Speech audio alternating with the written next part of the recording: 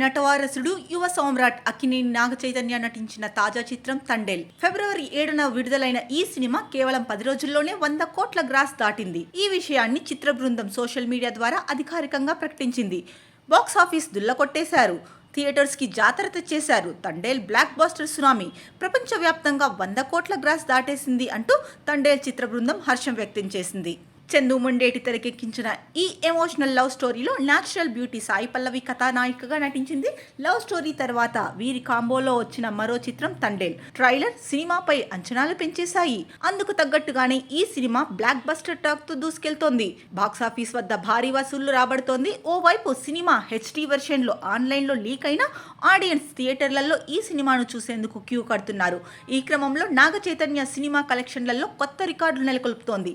తాజాగా ఈ సినిమా 100 కోట్ల క్లబ్ లో చేరింది. కాగా నాగ చైతన్యతో పాటు అక్కినేని ఫ్యామిలీలో ఇదే మొదటి 100 కోట్ల సినిమా. దీంతో నాగ చైతన్య అభిమానులు తెగ హ్యాపీగా ఫీల్ అవుతున్నారు. ఇక ఓవర్సీస్ లో తండేల్ రికార్డులు కొల్లగొడుతోంది. ఇప్పటికే అక్కడ 1 మిలియన్ దాటింది. మొత్తానికి ఇప్పటికే బ్రేక్ ఈవెన్ అయి లాభాల బాటలో పయనిస్తోంది తండేల్. సో ఏది ఏమైనప్పటికీ నాగ చైతన్య కెరీర్ లో గుర్తుండిపోయే సినిమా తండేల్ అని చెప్పడంలో ఏమాత్రం సందేహం లేదు.